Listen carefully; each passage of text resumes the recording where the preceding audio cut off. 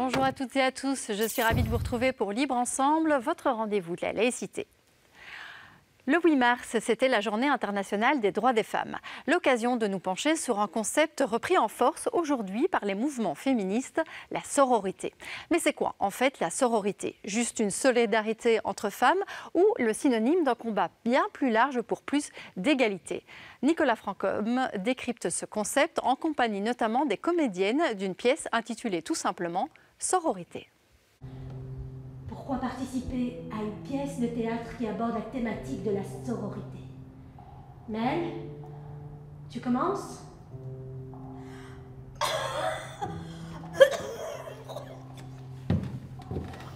Ça va, Mel? Oui, ok, j'y vais. Vas-y. Donne-moi plus de ton visage, Mel, parce que je ne te vois pas, voilà. Eh bien, en ce qui me concerne, je pense que cette thématique est très à propos. Ça me concerne directement. Et puis, en prenant connaissance du rôle que l'on me proposait, tellement proche de ce que je suis dans la vraie vie, qu'il était hors de question pour moi de laisser passer cette opportunité. Et puis... Vas-y, Mel, ne te laisse pas submerger par l'émotion. Avec les filles, on a appris à se connaître et sommes devenus comme une famille. J'en suis ravie, mais merci. Très bien, Mel, merci. Toutes seules, on est toutes des sœurs. Toutes sœurs, toutes seules, unies par le cœur. Baby doll, Bomba, Daron, Lolita, à celle que l'on jalouse, la maîtresse ou l'épouse, celle qui se veut parfaite. On va faire un exercice de cohésion qui va nous permettre de nous insuffler une énergie nouvelle dans ce groupe. Et répétez après moi en chœur. Je suis une femme libre. Je suis une femme libre. Je suis fragile et forte à la fois. Je suis fragile et forte à la fois. Je suis brutale et sensible parfois. Je suis brutale et sensible parfois. Je n'obéis à aucune doxa. La pièce Sororité est une mise en abîme où on incarne des personnages qui sont des comédiennes, puisque nous ne sommes que des femmes, comédiennes et metteuses en scène. Et tout ne se passe pas bien dans cette histoire-là. En réalité, en coulisses, dans la vraie vie, tout se passe très très bien. On s'entend très très bien. On s'entraide au maximum. Et je crois qu'on goûte réellement la sororité quand on est ensemble, quand on prépare cette pièce-là, même si dans la pièce, tout ne se passe pas du tout comme on l'imaginerait. Pardon. Quoi? Toi, tu demandes pardon? On devrait toutes demander pardon. Oui, je crois. Honnête, au nom de toute l'équipe, je te demande pardon. Les principes de la sororité sont ceux de nombreuses démocraties. C'est le fait d'être capable de vivre ensemble. D'être capable de vivre ensemble et de mettre les femmes sur un pied d'égalité. Ça se rapproche assez fort du féminisme, c'est juste qu'en fait, entre femmes, on cède à se mettre en avant. Et je crois que c'est un modèle qui existe, en fait, plus ou moins déjà, qui reste encore un peu à la marge, mais qui est nécessaire parce qu'on doit être sur un pied d'égalité à un moment donné. On en est loin. Je sais que pour certains, on a déjà dépassé, qu'on parle beaucoup trop des femmes, etc., etc. Mais en réalité, dans notre quotidien, on en est loin. Et la sororité, elle est nécessaire, elle existe, elle doit continuer d'exister en tant que facilitateur, en fait. C'est juste un facilitateur du vivre ensemble. Pour faire le parallèle entre la souffrance physique que nos règles engendrent et les règles qui nous sont imposées par le patriarcat. Tu vois ce que je veux dire, hein? Magnifique! Excellent! Je suis subjuguée! Si tu fais ça... C'est vraiment l'idée de solidarité, d'empathie entre femmes. C'est le pendant féminin du mot fraternité qu'on connaît bien.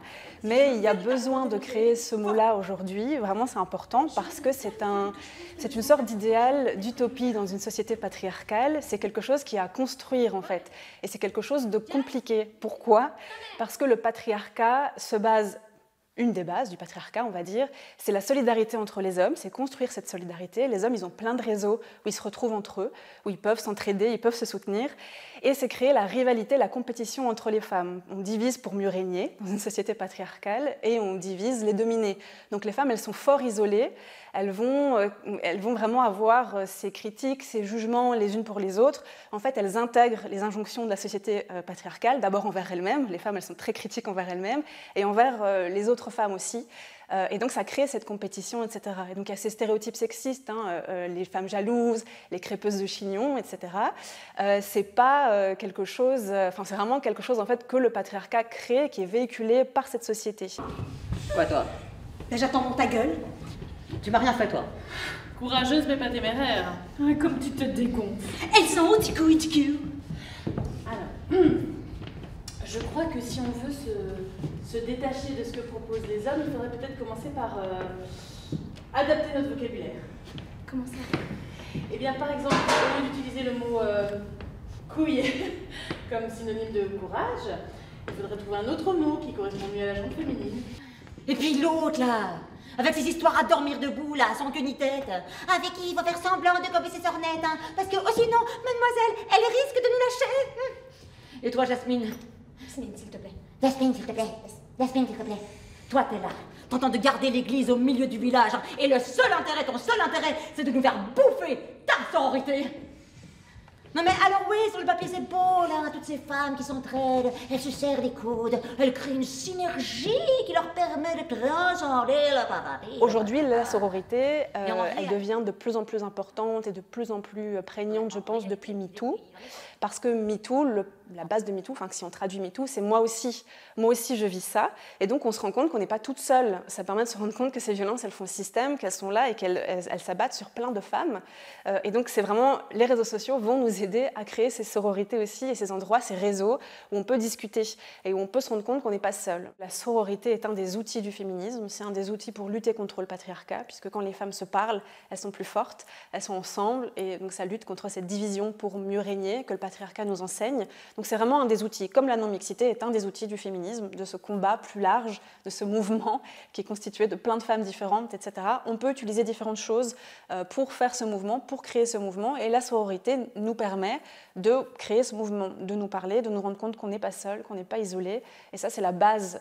Le début du féminisme, c'est ça, c'est se dire, ah oui, il y a plein de femmes en fait qui vivent des choses, on peut faire ça ensemble, on peut lutter contre ça ensemble.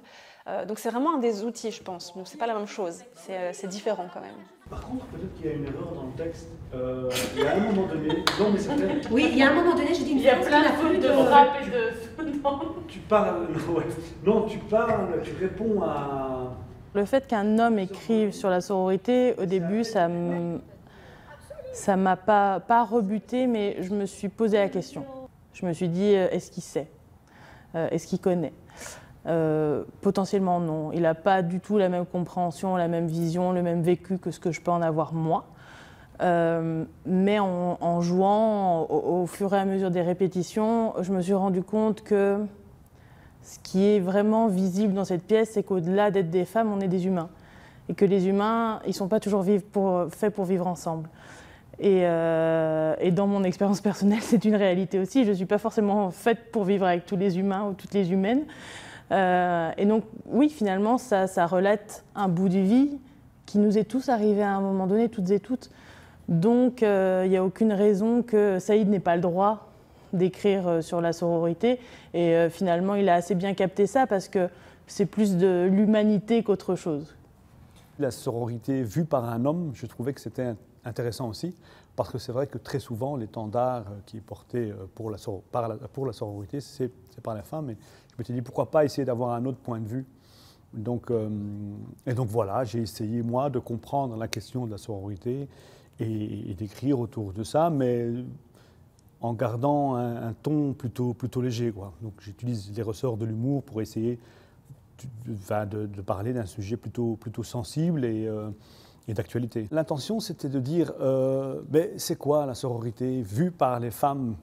Parce que même entre elles sont pas d'accord, en fait. Même la sororité, en tant que telle, est-ce qu'elle existe vraiment? Et si elle existe, comment les concernés réagissent par rapport à ce mot et comment elles le voient.